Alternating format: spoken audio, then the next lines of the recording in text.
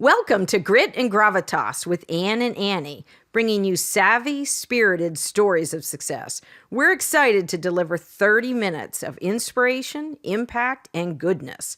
We'll be bringing you guests and friends from around the country who have very special work and personal journeys. I'm Ann Deeter Gallaher, your co-host with Annie Carnathan, and this is Grit and Gravitas. Let's go!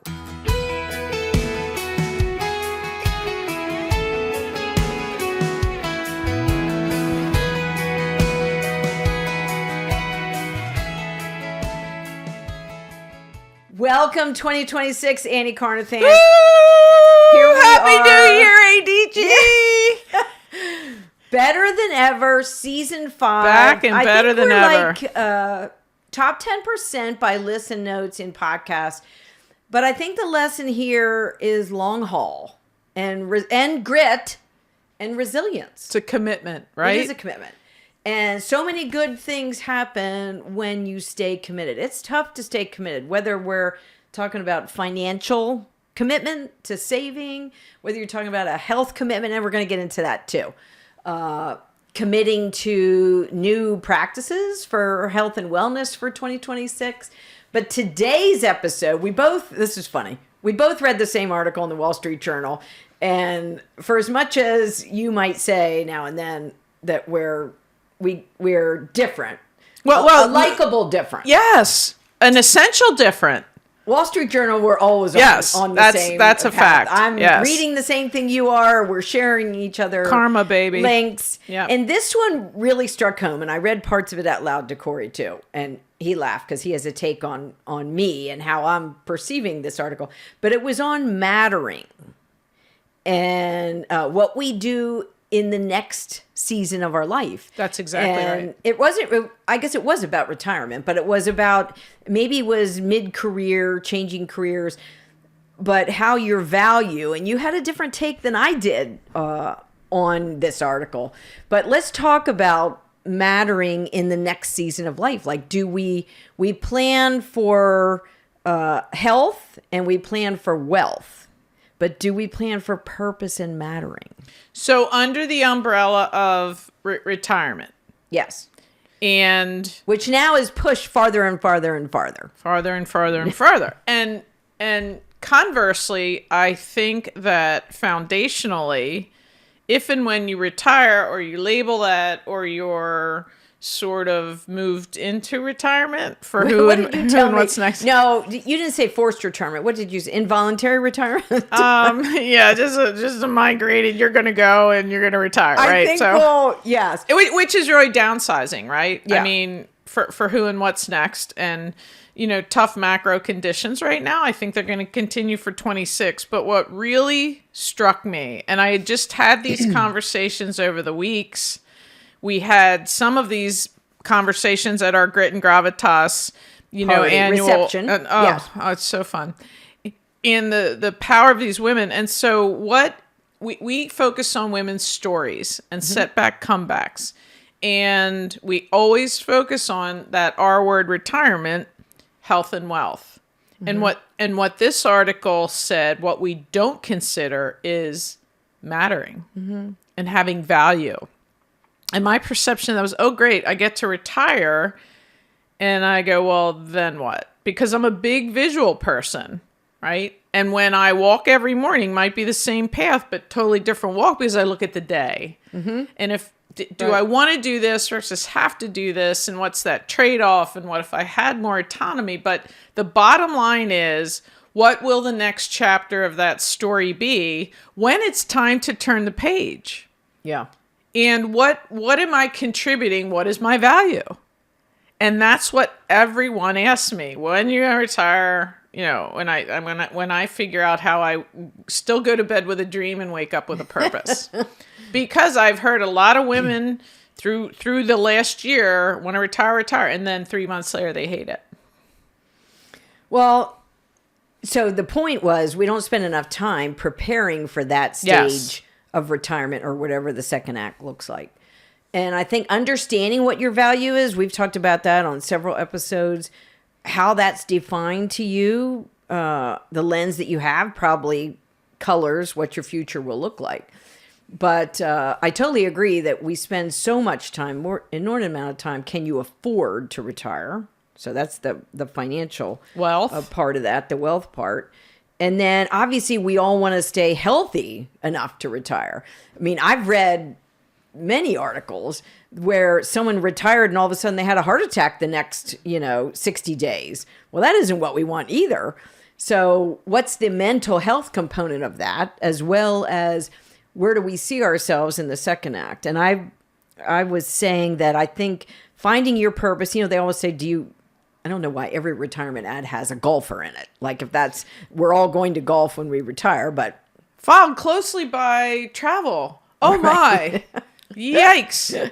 I know them have a retirement party when they're like making the sign of the cross, and I'm headed to the Lord, or I've already gotten there, right? Like, no. What if that isn't appealing to you? Yeah. So I think when people's like, oh, you can golf and you can travel and you can go to have coffee and you can do this, and none of those really sound like my idea of a good time or a fulfilling day. And I think beauty is in the eye of the beholder. Yeah. Right. And so what would it look like to be able to be intentional, just like we've been intentional our entire career?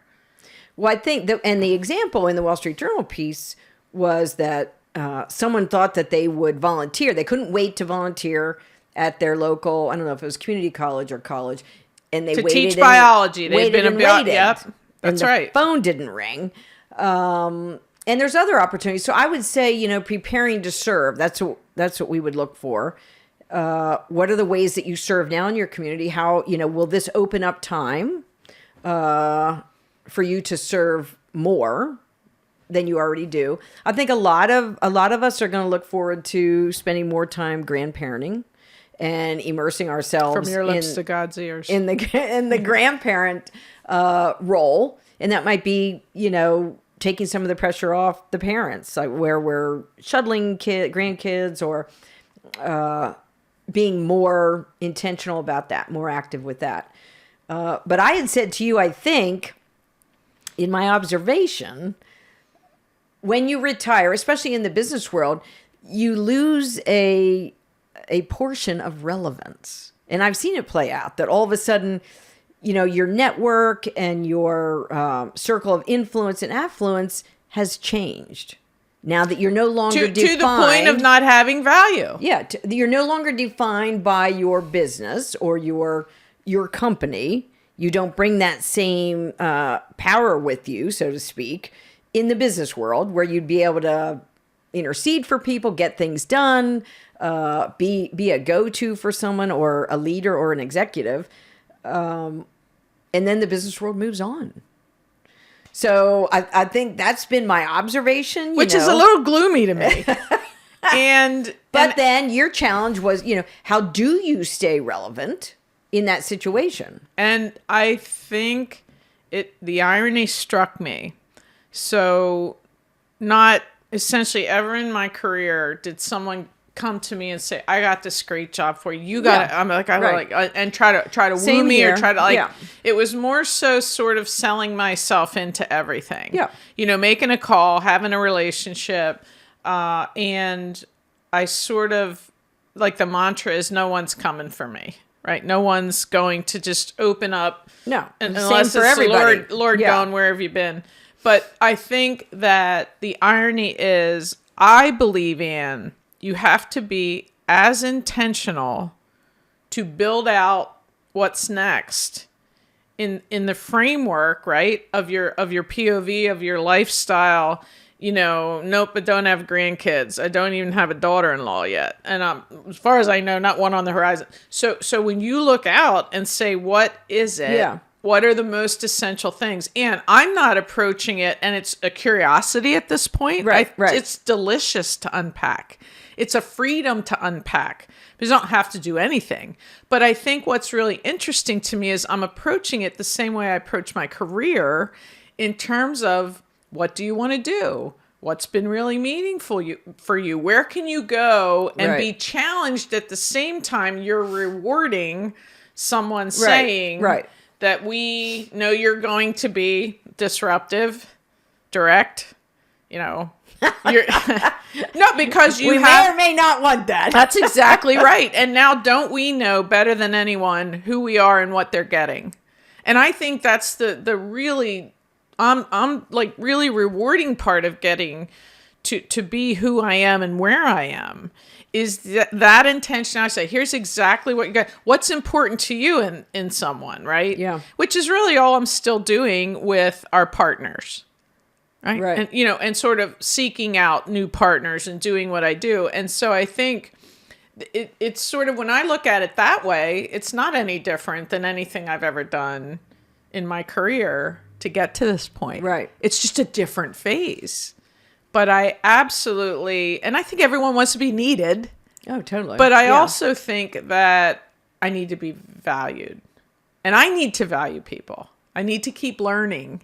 Well, I need that perspective. Well, that's easy with AI. There's so many opportunities for anyone to keep learning.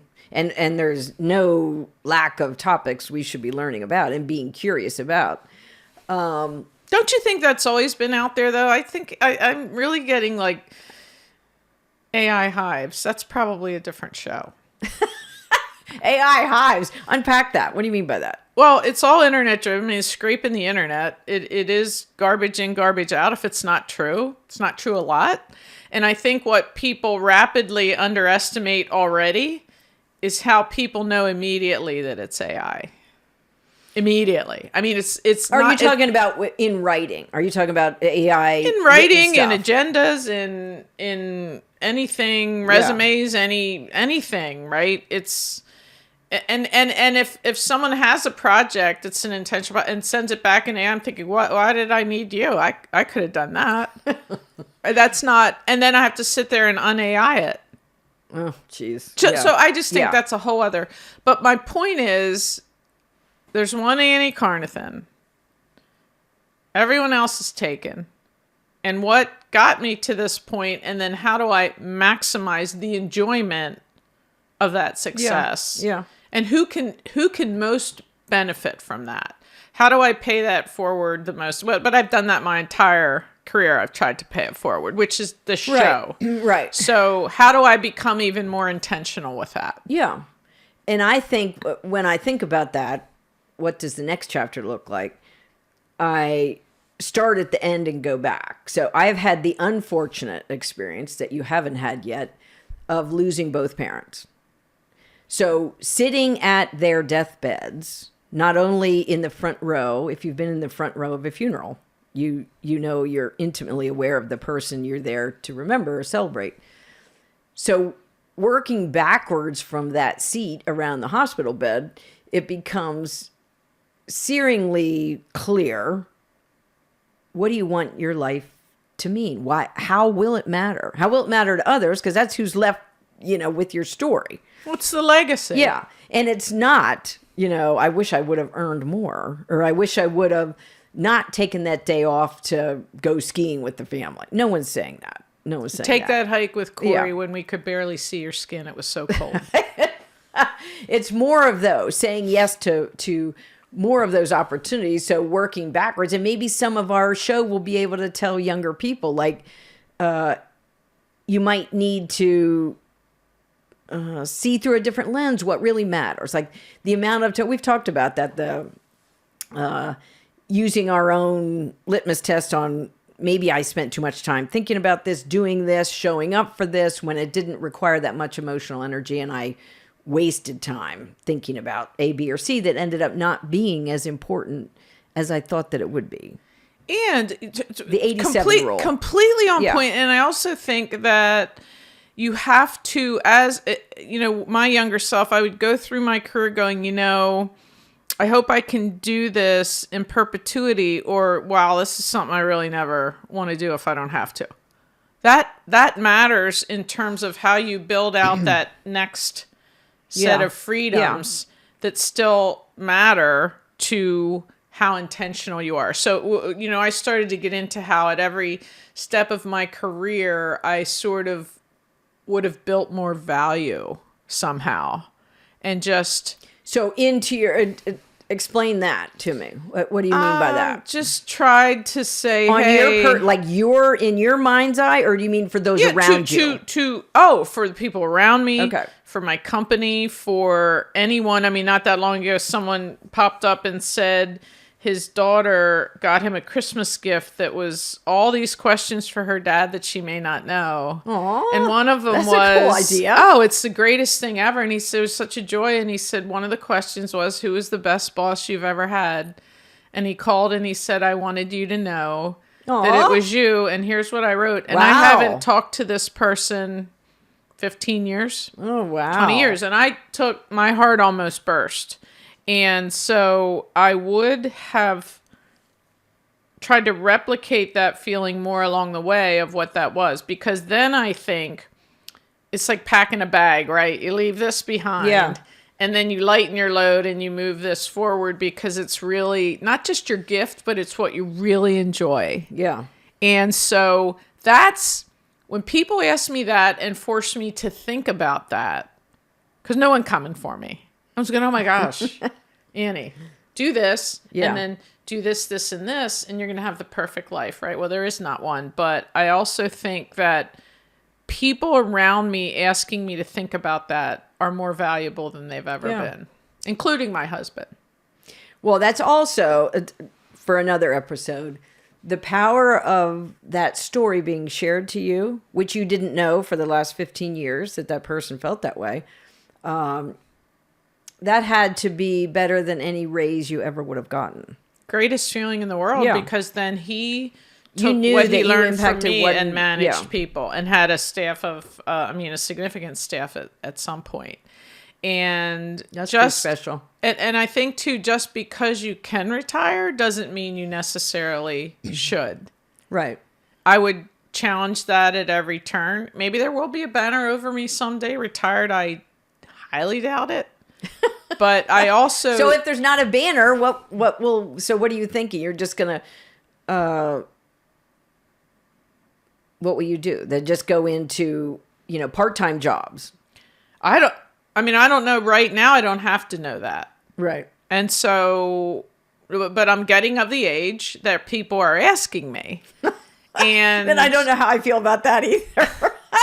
If they're saying, when are you retiring? Oh, I think it's... Which I just did say to you before but, the show started. Right? But I think too, but I think it's a great discussion. Yeah. Because then I get to hear what they think. And so, but again, just because you can doesn't mean you should, or you have to, because I do think our society posts like, oh, I get to retire as like this massive, like, oh. Well, and I think, obviously that depends on your job. If you are... Or the grind or the enjoyment, right? The enjoyment. I think of Corey or any of the, he was blue collar, white collar for 35 years, 40 years. If you are a ceramic tile setter or you're a plumber, there comes a time, no doubt, where you feel like, phew, I just want to go to the beach. Like I'm done. The physical impact, a lot of our skilled laborers, the physical impact on running the jackhammers, running the cranes, doing that. I'm no doubt there's a time of retirement where they're doing a dance. We're not talking about that. The physical. No, and when people say I'm gonna wake up, I'm gonna drink coffee, I'm gonna I don't know, make a hot breakfast, I'm gonna do this, I'm gonna work out, I'm gonna go play 9, I'm gonna come out with cocktails, and I'm gonna do that the next day. I'm like, oh, save me. I couldn't. But I don't begrudge anybody with that dream and that, you know what I mean? Like, and I think that comes at a season in your life when, so Corey's retired from 35 years of teaching chemistry, but his colleagues had always told him, you'll know it. You'll know when this is the last year in the classroom. Now for teacher, you're not really staying longer than that. It's not, some jobs, there's an age requirement, so you're done. That decision is removed from you, but education, you're generally 35 years. Did I say that out loud? Yes, you can. Yeah. In education, you're generally 35 years and out. And that was before he was 60. So that was your runway. And so a lot of them, you have a whole second career. You still have 15 more years to do something different, or maybe 20 years. And I wouldn't even I don't look at it like that. Well, Like, wasn't your dad a teacher? Yes. So he would have been the same. Absolutely. My mom, started out in the secretarial pool and was there 45 years. Oh my golly. Yeah. And did your dad then retire ended up at inside 35? sales. Did he retire when? At 35 years of teaching, or no? Did he do something else? You know what? I'll have to ask him. Yeah. But I also think that it does get wrapped up in your identity. Totally. For the longer you're doing so. And I'm just going to be perfectly candid and honest and transparent, because why not? I said to my therapist... To our 10 million listeners, yes. Yes. No, I said to my therapist, here's my goal and objective for this year. Oh, okay. What is it? To sort of return me to me, and not an identity that's associated with this, or this. You have to help me come back out of that. Like reclaim who you are? Yeah, because of the intensity, because of the grind, because of the grit, because of the constant. So how? Give us advice on that. What's the pathway I'll keep to that? you posted. Where you working on that? You're paying the therapist. What did he or she say? We all want to know. So I will tell you. Yes. I sent her the Wait, do we have to say this is not authentic medical advice? Well, I don't know. A therapist is as important as a dentist, but I mean, do we or have to qualify what gynecologist, you're or your going to stylist? say? No, I just think Okay. What did she say? I have goals, and I think that here's the tough thing about life is I don't care. This is my personal POV. I don't care who we are, how successful we've been. We do not have a linear view into us that other people see. We don't see ourselves as other people. You're saying we're not self-aware? See it. No, the antithesis of that. I'm very self-aware. Okay. But I also think that sometimes how you're regarded, or the weight, or the success, or how many people respect you, so the or how perception of us, we are not privy and we to. need perspective. Yeah. And we need someone that's going to tell us the truth. And we need someone I think that's we've done shows on that. we have, but Podcast. those tenets don't ever change. Right. And so when you factor in, how you grew up, the house you grew up in, everything, it all brought us to this.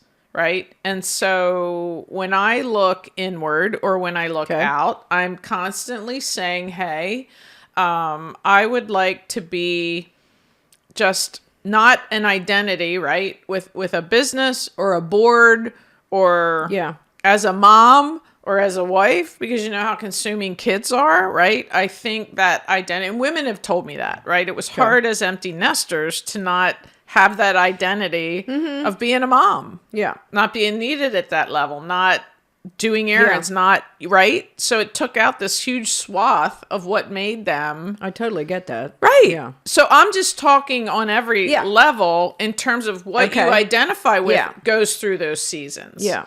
And so I say to my therapist, I just want to be redefined to me. Okay. Right. Is that in your control to do? How do you want to redefine? Oh, she did challenge me. She didn't constantly. get that. So we're going to wait for the next session. Well, I don't know if I'm going to go session through session, right? Because look, I think we said this. We have to be vulnerable. We have to be willing to say, this is not what I'm great at. I need to be better with this. I always need more patience. Good Lord. But I do say the serenity prayer every morning, and I do try to be directional that way. Yeah. Nice. To be able to be the best of intentions for me and for whomever I'm interacting with. So I do think mattering on so many different, how do you matter when you're an empty nester? How do you matter to your parents, right? Who each live an hour away in different directions that need you, right? How do you matter in a way where it's seasonal? Yeah. It keeps changing. Yeah. And I think, so maybe one of our business vitamins is going to be to challenge us to work backwards. I love that. To define how we matter, start at the end. And what do you really want people to think about you when your name is mentioned? And do you think we're constantly redefining ourselves as time goes by? Well, as experiences totally. happen, I was stay-at-home mom for 15 years, so I had to redefine myself to start a business. Not getting rid of that, and still probably that is, if you're going to list who is Andy or Gallaher, wife and mom would be at the very top. And that, no two more important jobs. So you went from mattering essentially there to people who I had to matter to. How about that? They didn't get a vote to say, should I listen to mom or not? Look at the intensity of a 40-year career when you're constantly trying, right, to juggle. Well, now there's less to juggle. Yeah. And there's more internal introspection, right? And that's, I'm just like, mattering doesn't just mean in retirement. It means as you in life. In life. Yeah. And I think people constantly struggle to adjust to that. I was thinking coming here, that would be a great panel discussion for us, right? A great event of all these different. No, we should do that. Because that is essential for everyone learning different ways to grasp that, because it's not easy. And again, it doesn't matter to me if you're an empty nester. It doesn't matter to me if you graduate college. Yeah. And now here's this big, bad, wild, real world. And everyone has to pivot and matter in a different way when that changes. Well, I think it was interesting. I told you beforehand that I was spent the morning at the CAIU in central Pennsylvania talking to it was 9 different high schools, and so it was a whole morning. And in essence, excuse me, we sat at the table, and it was a career day, defining who we were. So obviously I'm public relations and comms and entrepreneur. How do you start that business? The students circulate to us. So they had interview questions. They were supposed to interview us, and it was very, very insightful. But the key message I wanted to deliver to them, that there is no better time to be a student or to see your future career. If you want to be an entrepreneur, you want to start a business, there is no better time. There are so many more resources and people and AI out there to help you in a strategy, in an on-ramp to do that. I didn't want them to feel discouraged, like, oh, I'm never going to get a job. I'm never going to fit in. Absolutely, you're going to get a job. And that will all change. It's changed from, if I could start a business at age 40, guess what? There was no playbook for that. And if you told people, is this a good time to start a business? No one would have said, oh yeah, do that when you've been at 15 years at home. Never a good time to start a business, have a baby, get married, you just do it. Or get a puppy, right? And I think too, Anne, and that is a direct parallel in my mind, it's never too early to matter. Totally. And you can be in college. You do matter. Yes. And isn't it better to be in college, no matter what of the 4 years or no part-time, it doesn't matter, right? But isn't it better to think then about how you matter next, which is essentially what that Wall Street Journal article was. Yeah. It was like, you have to figure out how you're going to matter now while you still do, or while you still have value, right? Sometimes I think, now this is just coming to me, an epiphany. Sometimes we're thinking too deeply about this. You have to matter to your family, those closest. Do you matter to them before we get to, I want to matter with this accomplishment, this achievement in the business world? Do you matter at home? Do you matter to yourself? Yeah, well, that too. That too. And I often think, one thing I think of, what do people think of you when your name is mentioned when you're not in the room? What's the first thing to come in? And that's a portion of how you matter to others. Is it that you always show up? Are you dependable? Are you, trustworthy? Are you an honest friend? That's why you need the people around you to tell you the truth. Yeah. To be able to help you identify that. Yeah. And just like that. Are we starting 2026 off with that too? We have a banger. I mean, just like that. Seriously, they go faster for us than we do when we have a guest. So what are some of your tips? So I said we're going to start at the end.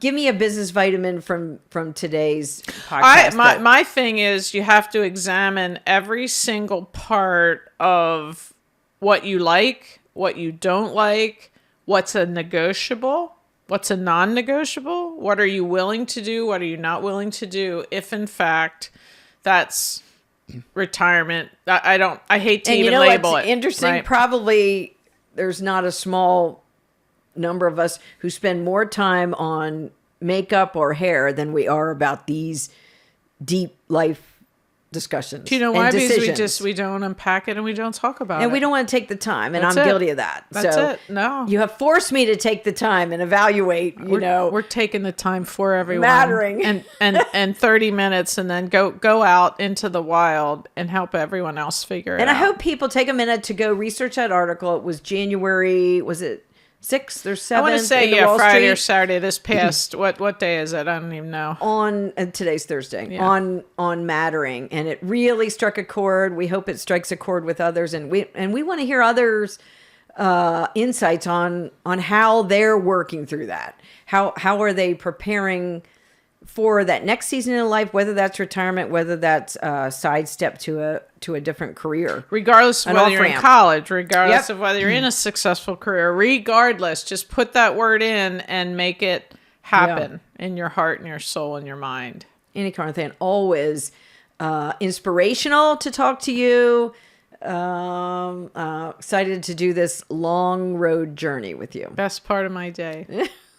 Have a high gear day, gang. Thanks for listening. It's our desire that these stories will bring energy, ideas, and fresh thinking that you can use today. Subscribe to our podcast and follow us on Instagram, and have a high gear day.